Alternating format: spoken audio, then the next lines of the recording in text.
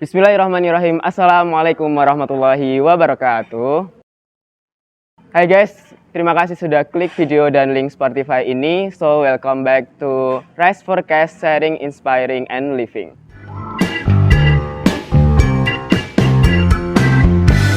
Hari ini kita akan berbincang-bincang dan saya tidak akan sendiri. Mungkin dari teman-teman yang sudah menjadi penonton dan pendengar setia dari Rise Forecast mungkin masih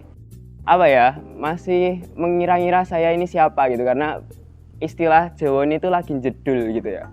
Nah, dan kata pepatah ini kalau tak kenal maka tak sayang. Tapi begitu kenal malah tidak sayang-sayang. Harusnya ta'aruf. Oh, harusnya ta'aruf. Berarti mungkin kita perkenalan dulu aja.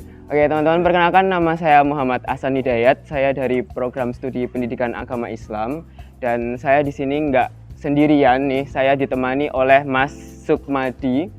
Nah, ini saya sudah menyebutkan namanya ya. Nah, mungkin saya akan memberikan waktu kepada Mas Sukmadi untuk memperkenalkan diri. Monggo, silahkan. Baik, nama saya Sukmadi ya. Simpel, namanya nggak panjang dan nggak juga terlalu pendek. Ya, prodi saya di sini ilmu Al-Quran dan Tafsir. Alhamdulillah di UIN Raden Mas Said, Fakultas Usuluddin dan Dakwah. Ya mungkin itu sih ya, cukup. Jadi guys, Mas Sukmadi ini, beliau ini adalah seorang qori. Jadi kalau semisal nih pas Mas Sukmadi itu saya lihat lagi maju ke depan baca Al-Quran tuh, kalau udah keluar nada tilawah atau tartilnya tuh, ketika udah bayatin A'udzubillahi minasyaitonir, udah merinding semuanya. Keren sekali Mas Sukmadi itu ya. Terus kalau semisal udah nyampe tuh nada-nada yang tinggi, entah itu nada hijaz atau apa, tuh saya mungkin nanti Mas Sukmadi bisa sharing ke kita gimana cara-cara kita bertilawah untuk membaca Al-Quran gitu ya. Jadi ketika nyampe nada tinggi itu saya udah sampai wah, dia yang baca, saya yang sesak gitu ya. Malah apa ini teguran dari Yang Maha Kuasa gitu ya. Gitu. Antara kagum dan teguran. Iya, benar. Ya. Kemudian selain beliau ini seorang qori, beliau ini juga atlet bela diri, teman-teman. Kemarin beliau sudah menjuarai di tingkat Asia Eropa. Itu saya mau tanya, itu yang kamu babak, yang kamu habiskan tuh manusia semua, Mas? Oh iya, jelas manusia, Mas, bukan robot. Iya, meskipun di antara itu ya banyak, semua itu kan tingkat mahasiswa ya. Jadi dari setiap perguruan tinggi itu rata-rata pada ikut. Ya, termasuk diantaranya kita sebagai perwakilan gitu. Ada juga yang dari Jakarta, yang dari Sunan Gunung Jati, itu umum. Jadi nggak cuman tingkat kampus UIN gitu. Tapi kampus-kampus umum juga pada. Keren banget sih ini buat para uhti-uhti ya. Dia aja bisa menjaga diri, apalagi menjaga kalian. Iya. Masya Allah. Oh ya, ini buat teman-teman ya yang mungkin mendengarkan lewat Spotify dan tidak melihat kita melalui YouTube video ya. Ini dari outfit aja ini sudah mencerminkan dua kepribadian yang berbeda, teman-teman. Ini dari atas udah pakai patches. Saya seperti ini itu saya merasa insecure, tapi pada akhirnya I'm so blessed ya, teman-teman, akhirnya saya bisa ngobrol dengan beliau. Nanti kita sharing-sharing mengenai ada deh gitu ya. Oke, mungkin nggak usah lama-lama aja ya, kita langsung aja karena nanti pada akhirnya kita akan membarokahkan waktu, begitu katanya. Masya Allah. Jangan buang-buang waktu gitu. Iya gitu. Oke. Hari ini kita sudah masuk di bulan Rabiul Awal ya, dimana idola kita, idola dari segala idola gitu ya, idola yang mungkin tidak akan pernah tereliminasi dan jangan sampai tereliminasi gitu ya, Mas, karena tidak didapatkan dari ajang kompetisi. Iya gitu ya. Beliau baginda Habibana wa Nabiyana wa Maulana Nabi Muhammad sallallahu alaihi wasallam, dimana kita memperingati bulan kelahiran beliau gitu. Nah, mungkin dari Mas Sukmadi ini juga mondok ya?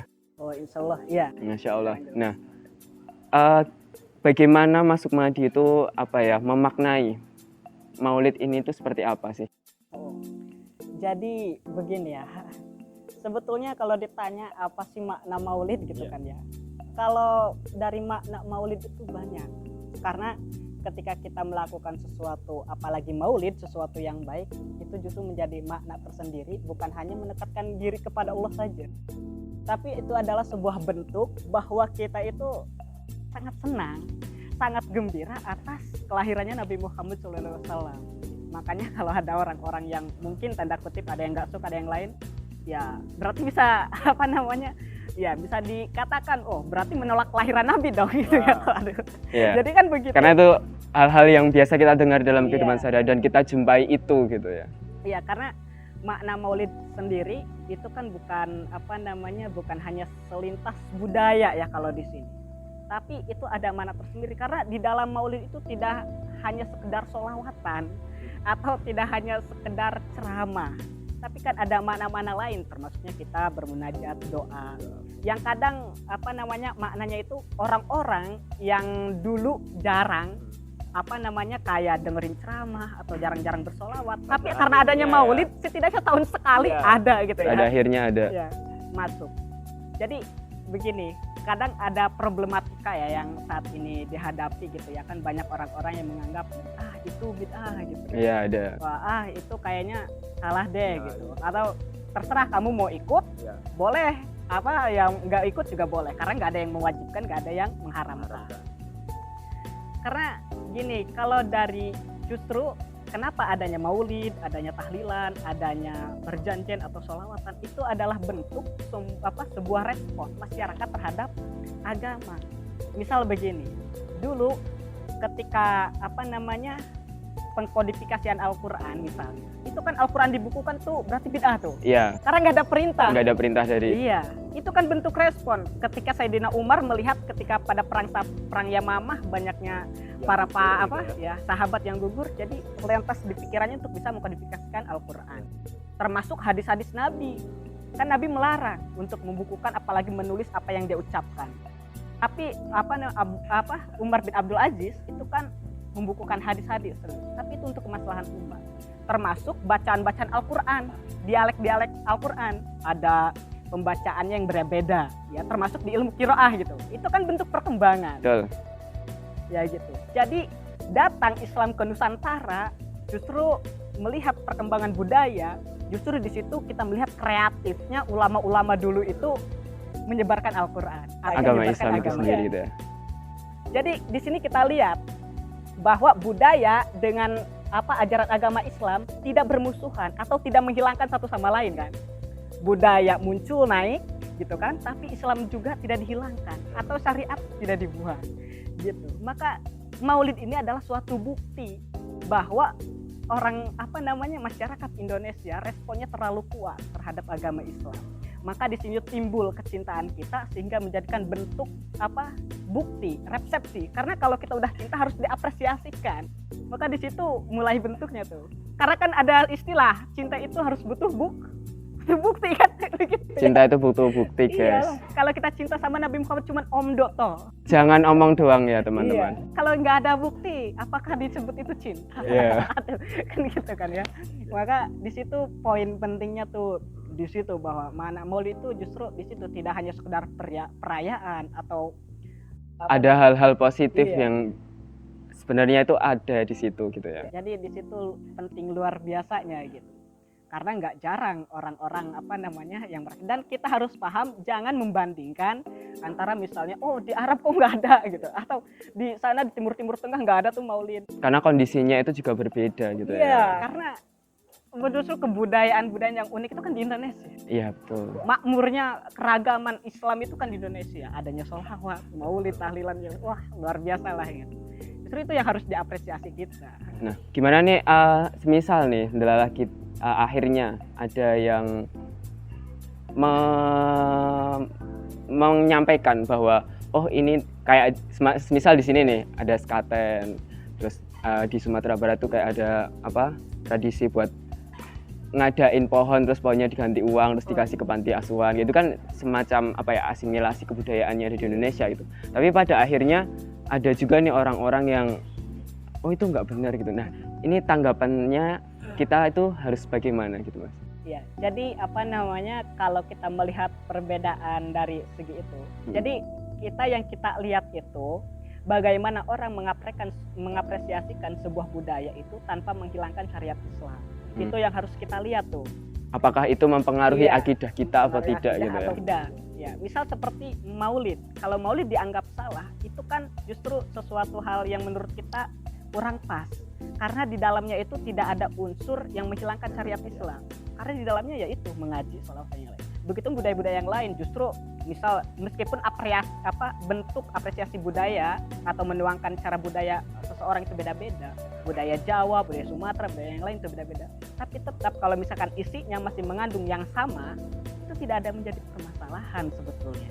Cuman emang begitu kan prinsipnya, masa semua harus disamaratakan? Kan nggak mungkin gitu. Gitu ya teman-teman, mungkin itu kembali lagi sih, pada akhirnya kita tidak bisa menyamakan satu pikiran kita sama dengan orang lain, tapi mungkin kita bisa untuk mencoba membukakan pikiran gitu ya. Yang penting kita paham, maka itu perlu penting ada ilmu pengetahuan, antropologi, budaya, sama kalau kita selalu berpegang sama Al-Quran dan hadis, ya justru nanti akan mempersulit kehidupan kita kan, gitu. Karena nggak semua yang kita lakukan itu sesuai dengan hadis atau sesuai dengan Al-Quran. Nah ini ibaratnya gini deh, kalau semisal nih ada sungai, ini ada dua daerah, ada pembangunan tol gitu buat melewati sungai. Kalau semisal tol itu bertujuan buat biar teman-teman atau masyarakat itu bisa untuk misalnya ibadah ke sana, itu kan nggak apa-apa ya.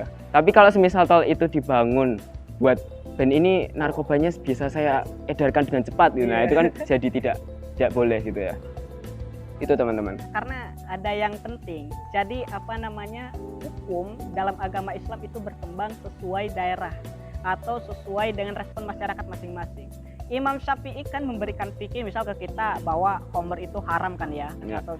Tapi nanti kalau andaikan berbeda ketika Imam Syafi'i misal berdakwah ke daerah kutub, padahal itu posisinya mungkin beda hukumnya begitu. Jadi seperti itulah kira-kira. Kita beda ruang, beda tempat gitu ya. Beda juga. Seperti itu. Oke.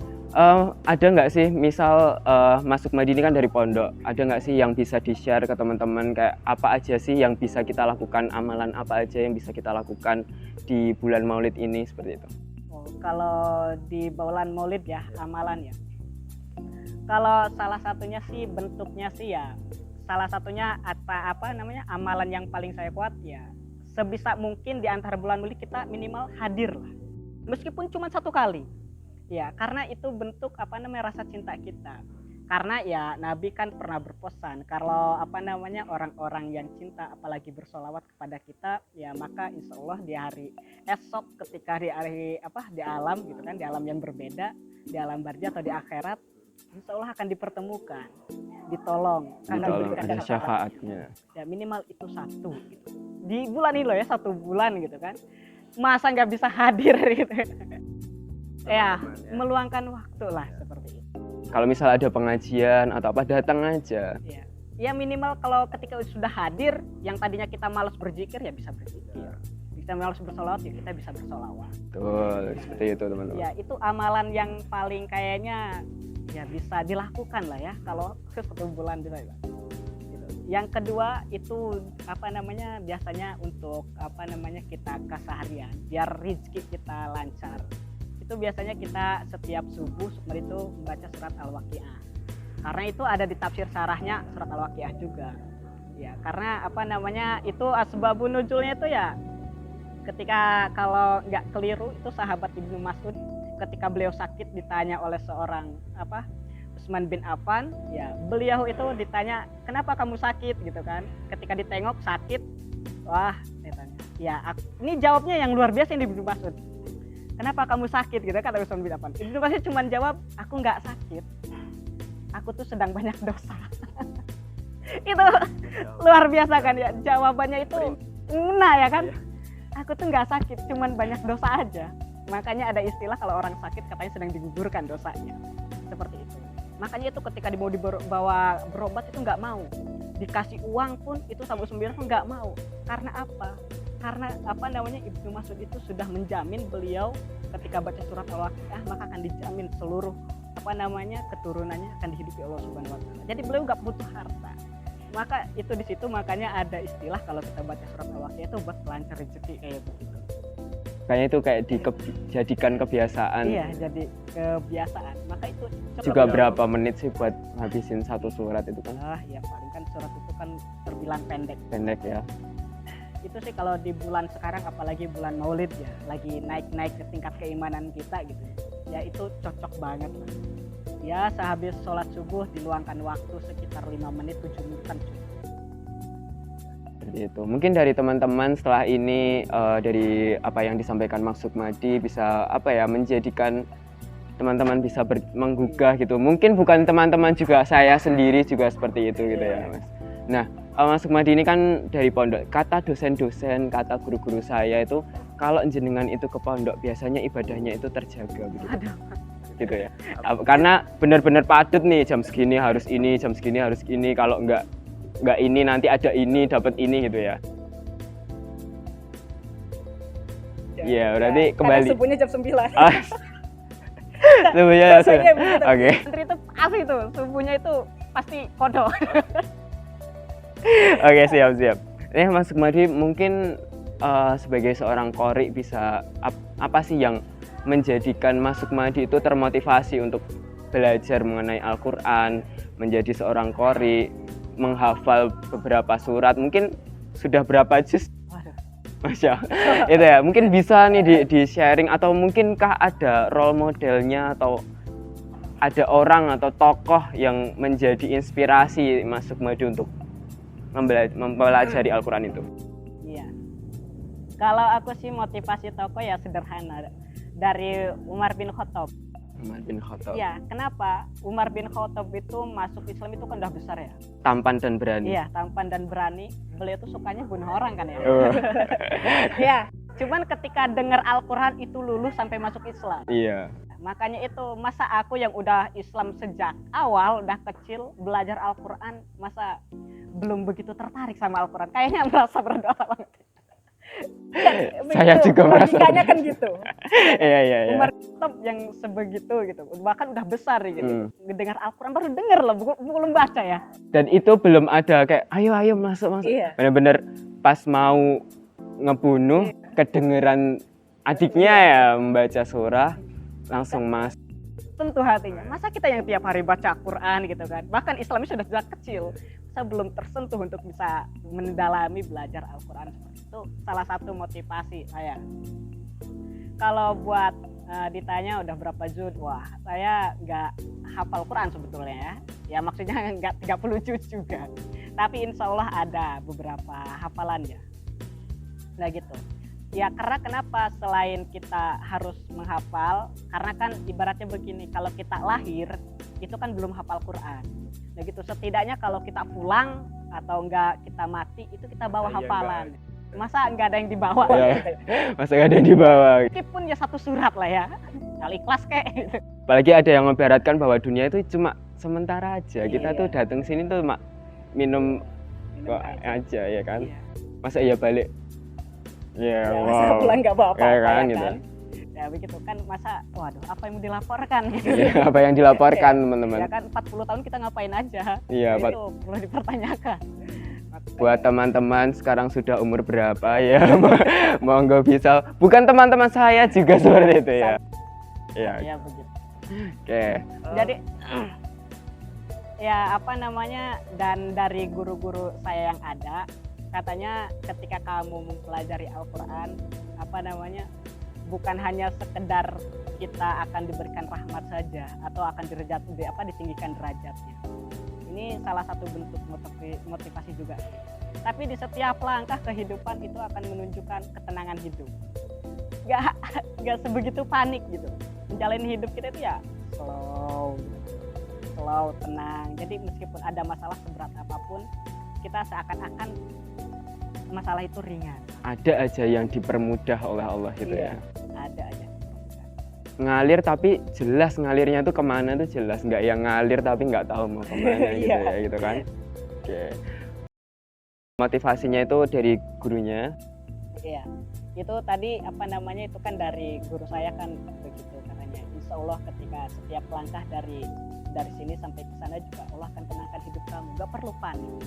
Ya, bahkan mau kuliah ke sini juga, kuliah ke sini kan jauh kan ya. aku kan ditinggal ayah itu SMP. Nah, jadi nggak ada biaya nih buat kuliah. Guru aku tuh cuman bilang simpel itu, cuma nggak usah panik karena Allah di Banten dengan Allah yang di sini tuh sama. Sama ya. Ya, jadi nggak Iya perlu- benar. Iya kan? Iya benar kan. Jadi Iya. nggak perlu panik kalau kamu kehabisan rezeki, nggak perlu panik kamu nggak bisa makan, begitu bilangnya. Oh, ternyata sampai sekarang kerasa gitu. Dan itu berkat Al-Quran itu yang saya bawa, meskipun cuman hanya beberapa ayat, tapi alhamdulillah dari Al-Quran itu ya ada saja keistimewaan atau rezeki-rezeki yang ada bisa sampai saat ini untuk mencukupi kebutuhan. Mungkin ada tips untuk teman-teman, terutama para pemuda juga saya terutama ya, gimana ya cara kita tuh, sebenarnya kuncinya itu kan istiqomah, Iya, iya kan? Tapi gimana cara kita untuk menuju ke istiqomahan itu gitu? iya emang istiqomah itu kan berat. Berat Wah, sekali. tapi kata Dilan katanya rindu yang berat. Aduh, Dilan bisa hubungi nomor di bawah ini. Iya. Enggak. Kata para penghafal Quran atau para Koreo gitu, atau para kata hafizoh ya, hafizoh ya, yang berat itu istiqomah katanya. Waduh. Ya, tips ya. Biar apa nih? Biar bisa untuk menuju ke istiqomah dulu nih. Menuju ke istiqomah dulu ya. Ya yang pertama ya dari diri sendiri dulu lah. Ya kan nggak mungkin ya dari orang lain. Meskipun kadang motivasi itu hadir dari orang lain. Tapi yang paling kuat dari diri sendiri. Karena ya percuma kalau kita punya tujuan juga, kalau nggak diniatkan benar-benar ya maka hal itu akan sia-sia saja. Kalau ingin menuju keistiqomahan, yang penting kita setiap belajar, Allah itu adil. Karena segala sesuatu yang kita pelajari itu ada imbalannya, termasuk penghafal Quran. Nah kalau kita mau menghafal Quran, kita lihat, oh iya, ada salah satu jaminannya kan udah derajat ditinggikan, kemudian bisa membawa keluarganya ke surga. Nah itu yang menjadi sebuah motivasi besar sehingga orang itu akan terus istiqomah. Biasanya seperti itu. Jadi begitu ya teman-teman, istiqomah lah. Gitu. Istirahat di rumah. Istirahat di rumah, bukan istirahat di rumah. Istirahatnya tapi sambil murajaah, Iya, masya begitu, Allah, maksudnya begitu. gitu ya teman-teman ya. Oke, oke gitu. Istirahat di rumah. Oke, ini aku juga mau sharing nih Mas Sukmadi. Jadi ada nih temanku, itu teman Man. Aku kan dari Man ya. Iya. Nah ada temanku itu yang sebenarnya dia tuh mau mondok gitu. Tapi karena kondisi dan lain-lain, akhirnya dia nggak dibolehin nih untuk mondok sama orang tuanya. Tapi dia sharing ke aku kayak, sebenarnya San, kita itu bisa buat habit sendiri. Pada akhirnya dia itu di rumah itu dia nge-training dirinya itu juga seperti di pondok. Jadi dia tuh Belajarnya tanya, itu? iya, jadi dia tanya nih kayak, ini kalau di pondok tuh kalau misal jam segini tuh harus udah bangun, harus udah tahajud, harus udah ini. Nah dia ngetrain di situ. Nah mungkin, Jadi memanage waktunya sendiri. ya mungkin buat teman-teman yang pengen ke pondok buat biar fokus belajar, tapi nggak dibolehin, ada kok cara lain gitu ya. Oke, mungkin dari Mas Sukmadi ada nggak sih pesan untuk teman-teman dari terutama anak-anak muda ya, buat at least adalah untuk itu loh, masang belajar Al-Quran itu juga ada di daftar prioritas mereka. Iya. Karena kan sesuai yang kita lihat kan, Iya kayak benar. udah kalau udah gini tuh udah Sosial susah media, ya kan. Sosial media susah. Ya justru sekarang itu yang paling berat itu tantangan saat ini, problematika yang kita hadapi, bagaimana ketika cara kita melawan rasa nafsu kita nih yang besar ya. Apalagi sudah ada, wah ini sih kalau guru saya lihatnya ini setan gepeng. Gepeng. Iya, iya kan? Setan gepeng ini katanya ya begitu. Karena ya suka mengganggu aja. Suka mengganggu. Ketika fokus lagi baca buku atau lagi ngapal, kalau udah ada setan gepeng di sini nih, udah pasti baru 1 menit 2 menit udah kesini lagi. Mungkin ini bisa di Iya. Maka salah satu triknya ya usahakan kalau misalkan kita mau belajar misalnya atau mau menghafal, usahakan ini ditaruh sejauh mungkin. Atau jangan dibawa sekalian. Jangan dilihat. Iya, jangan dilihat karena saya yakin kalau ngapal buku di sampingnya ada setan gepeng. Udah 5 menit selesai baca bukunya, 1 jam di sini. Bukan hanya baca Al-Quran, baca buku aja kayak gitu ya. Apalagi baca Al-Quran gitu. Ya, Apalagi mau tiap waktu. Oh, buat mengistiqomahkan 1 ayat per hari aja susah. Iya. Iya kan? Maka itu jadi buat refleksi atau buat motivasi juga buat teman-teman misalnya di rumah, buat bisa menghafal Al-Quran itu suatu keutamaan yang luar biasa. Bukan bid'ah ya. Bukan bid'ah. Oke. Ya takut.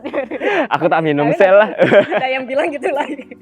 Iya. Ya karena dari dulu emang budaya menghafalkan Al-Quran itu sudah ada. Bahkan sejak para sahabat justru lebih kuat hafalannya dibanding kita.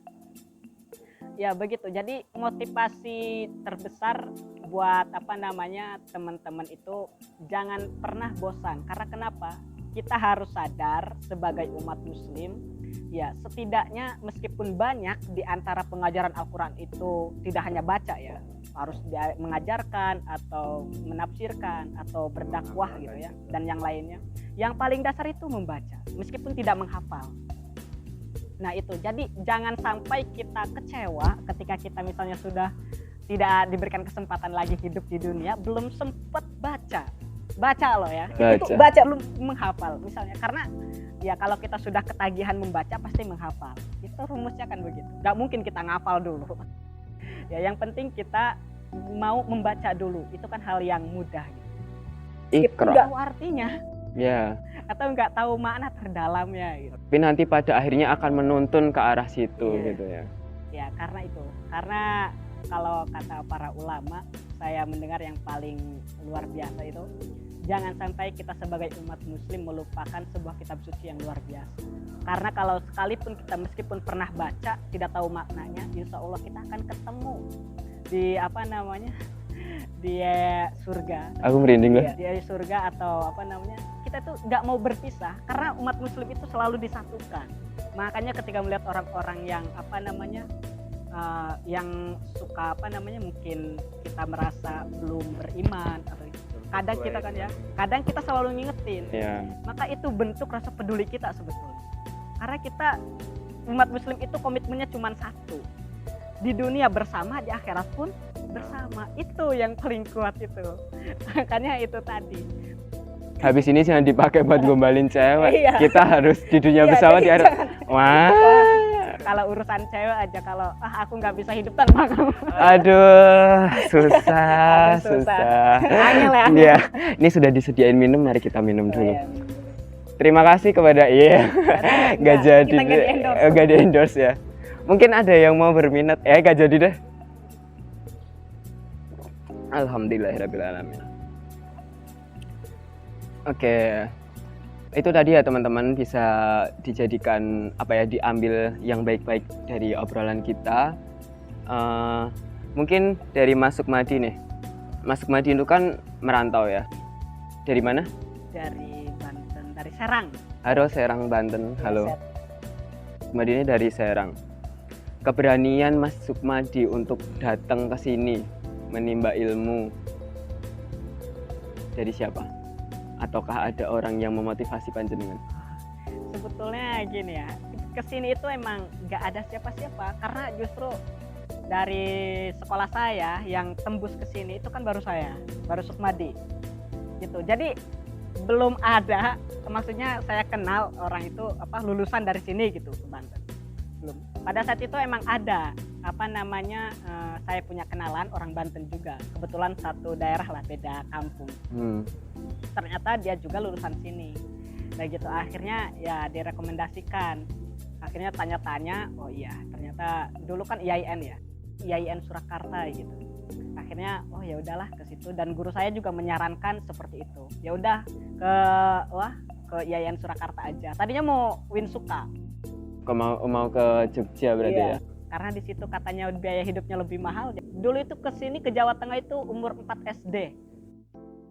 Iya 4 SD, baru ke sini lagi udah lulus berapa? Udah umur berapa? 17 atau 19-an. Pure benar-benar sendiri datang merantau buat mencari ilmu. Masya Allah. Sampai nyasar dulu sampai ke sini. Masya Allah. Perjuangan ya. Iya. Ya Allah. Meskipun dulu sih diantar sama temen sampai Pemalang. Sampai ke Pemalang. Iya, terus sampai ke sini ya gitu. Aku sendirian dari Pemalang ke sini sendirian. Waduh, itu sampai nyasar bener sendiri-sendiri. Itu cuman aku ingat itu apa pesan guru aku tuh itu. Allah yang di sana sama Allah yang di sini. Cuman itu aja yang aku pegang. Oh ya udah, jadi gak usah khawatir lah.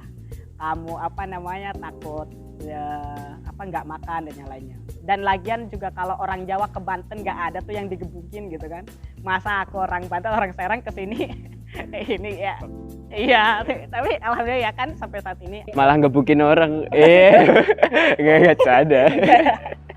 disilat beda lagi. Iya, disilat ya. Oke. Oke, mungkin dari kita itu dulu aja mungkin ya. Semoga nanti buat teman-teman kalau obrolan kita ini ada ibrahnya, ada hikmahnya bisa diambil gitu ya. Jadi kalau ada yang baik-baik itu ya dari Allah SWT. Kalau ada salah atau kehilapan itu murni dari saya sendiri. Dari saya sendiri gitu. Oke. Ya mungkin kalau misalkan ada hal yang perlu diubah ya mungkin kita bisa ketemu lagi ya kapan-kapan ya.